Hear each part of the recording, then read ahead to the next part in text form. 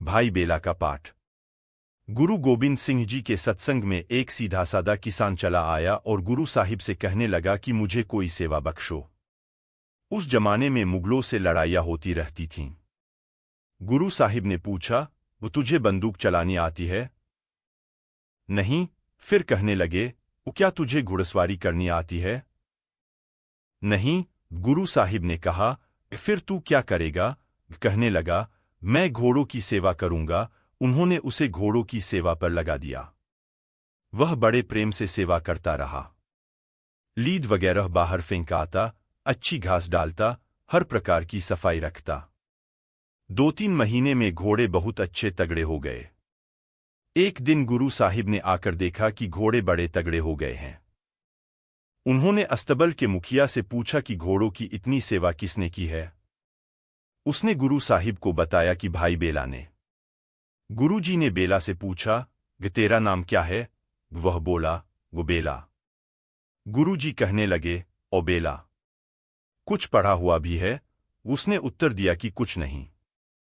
तब गुरु साहिब ने कहा, बच्चा, तुझे हम पढ़ा देंगे। पढ़ा करना और साथ साथ सेवा भी किया करना। गुरु साहिब उसे रोज एक पंक्ति बता देते, वह याद करत रहता। एक दिन गुरु साहिब मुगलों के साथ लड़ाई के लिए जा रहे थे। बेल दौड़कर आया और बोला कि मुझे आज के लिए एक तुक दे जाओ। उन्होंने कहा कि वक्त नहीं देखता कि हम कहीं जा रहे हैं, और फरमाया, वाह भाई बेला, न पहचाने वक्त न पहचाने वेला। बेला ने समझा कि शायद मुझे पंक्ति बता गए हैं। सारा दिन प्रेम के साथ उसको रटता रहा। वाह भाई बेला, न पहचाने वक्त न पहचाने वेला। अब वहां के सब सेवादार देखकर मन ही मन में हंसने लगे कि यह बेवकूफ क्या बोलता फिरता है। जब शाम को सत्संग का समय हुआ तो उन्होंने मजाक के तौर पर गुरु साहिब से पूछा कि क्या आज कोई पंक्ति बेला को बता गए थे? गुरु साहिब बोले, कोई नहीं। तो उन्होंने बताया कि वह तो सारा दिन यही तुक रटता रहा है, वाह भाई बेला, न पहचाने वक्त न पहचाने वेला। गुरु साहिब ने हंसकर कहा, ओ जिसने वक्त नहीं पहचाना, वह समझ गया, वह पार हो गया। ज्यों ही गुरु साहिब ने यह वचन फरमाए, बेला की सूरत ऊपरी मंडलों में चढ़ गई। अब सारा दिन प्रेम से तुक रटता रहता था। अगर सूरत अंदर जाती तो नाम के रंग में रंगा रहता, अगर बाहर आती तो गुरु के ख्याल और नाम के प्यार में डूबा रहता। कुछ सेवादारों ने कहा कि इस दरबार में कोई न्याय नहीं है।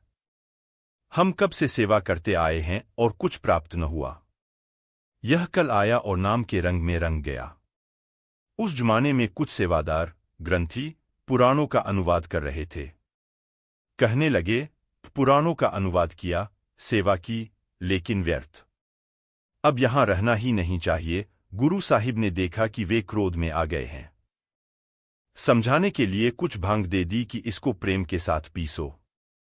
नियम है कि भांग को जितना ज्यादा पीसा जाता है उतना ही ज्यादा नशा देती है। खूब पीसा। भांग का घड़ा तैयार हो गया तो गुरु साहिब ने हुक्म दिया कि भांग की कुल्ली कर करके छोड़ते जाओ। जब सारा घड़ा खत्म हो गया तो पूछा कि क्या नशा आया? उन्होंने जवाब दिया कि कुछ नहीं आया, अगर पीते, अंदर जाती तब नशा आता। गुरु साहिब ने कहा, वो बेला वाले सवाल का जवाब यही है। उसके अंदर नाम का रंग चढ़ गया है। मतलब तो यह है कि जब तक अंदर प्यार न हो, मुक्ति नहीं मिलती, न पर्दा खुलता है और न शांति आती है।